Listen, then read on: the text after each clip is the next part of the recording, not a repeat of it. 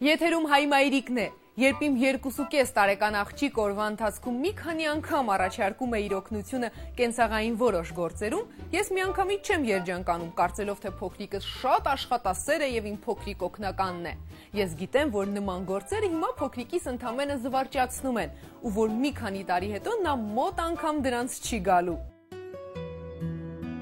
Իզան հիրավի իր մայրիկի փոքրիկ օգնականն է, նա հատկապես սիրում է չորացնել լվացված սպասքը ու չի սպասում, որ մայրիկը խնդրի իրեն օգնել։ Իզան ինքնակապ վերցնում է սրբիչն ու գործի է անցնում։ Մինչ մայրիկն ու դստրիկը ափսեներն են լվանում, մի շատ կարևոր հարց քննարկենք։ Պետք է արդյոք ծնողներն ընդունեն իրենց բալիկների օգնությունը։ Այս հարցի պատասխանը միանշանակ է, պետք է ընդունեն։ Նույնիսկ եթե երեխան ցանկանում է օգնել անհարմար պահի ու տեղում, միևնույն է, ընդունեք նրա օգնությունը։ Հակառակ դեպքում մեծ է հավանականությունը, որ նրա մեջ իսպառ կկոտրեք օգնելու մղումը։ Պատահում է սակայն, որ երեխան ցանկություն է հայտնում օգնել այնպիսի գործերում, որոնք չեն համապատասխանում նրա տարիքին ու ընդունակություններին, կամ ցանկանում է վտանգավոր որևէ գործ գլուխ բերել։ Նման դեպքերում փորձեք նրա ուշադրությունը մեկ այլ գործի վրա կենտրոնացնել ու շեշտել այդ գործի կարևորությունը։ Մայրիկներին հաճախ է հուզում հետևյալ հարցը, որ տարիքից սկսած կարելի է երեխաներին թույլ տալ օգնել ծնողներին կենցաղային գործերում։ Ամեն բան ավելի քան պարզ է։ Քայլել սովորելուց գրեթե անմիջապես հետո երեխաները սկսում են կրկնօրինակել մեծահասակների գործողությունները։ Հանգամանքն այդ կարելի է օգտագործել ու կամաց սովորեցնել երեխային հավաքել թափթփված խաղալիքները։ Արդեն 2.5 տարեկան երեխաները միանգամայն կարող են իրականացնել մայրիկի այսօրինակ խնդրանքները՝ խաղալիքը տեղ դիր, գիրքը սեղանին դիր եւ այլն։ Գործողությունն ավարտելուց հետո մի մոռացեք գովաբանել փոքրիկին, իսկ եթե նա ինչ-որ բան այնպես չի անում, ոչ մի դեպքում մի բարկացեք նրա վրա։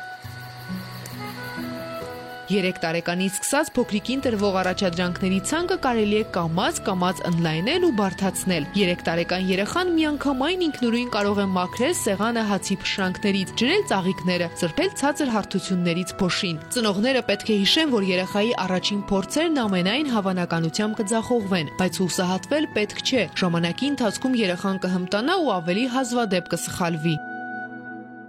Մինչև 3 տարեկանը երեխաները որպես կանոն մեծ հաճույքով են իրականացում ծնողների բոլոր խնդրանքները, իսկ 3 տարեկանից հետո նրանք երբեմն կամ գուցեև հաճախակի կարող են համառել ու հրաժարվել օգնել տնային գործերում։ Հանդիպելով համառ դիմադրության մի բարկացեք ու ոչ մի դեպքում ազատություն մի տվեք ձեր ձայնալարերին։ Հարկ է հիշել, որ արդեն այս տարիքում երեխաներն այս կամ այն գործողությունն ինքնակամ են կատարում, եթե դրանում որևէ շահ են տեսնում։ Ուստի կարող եք կիրառել խրախուսական նվերներ մատուցելու հնարքը։ Ծայրահեղությունների գիրկն ընկնել սակայն պետք չէ, այլապես ձեր հարաբերությունները կամաց ֆինանսական դաշտ կմտնեն ու ձեր ցանկացած խնդրանքն իրականացնելիս երեխան ինչ-որ բան կսպասի։ Կանեմ, իսկ ինչ կտաս։ Դրա համար դուք կարող եք նվեր խոստանալ ոչ թե կոնկրետ գործողության, այլ օրինակ հանգստյան օրերին կամ շաբաթվա ընթացքում ձեզ լավ օգնելու համար։ Գործուն հնարք է նաև մրցակցության ոգին արթնացնելը։ Ուզում եք, որ երեխան օգնի հավաքել իր խաղալիքները։ Խաղ կազմակերպեք, պարզելու թե ով ավելի արագ ու շուտ կհավաքի թափթփված խաղալիքները։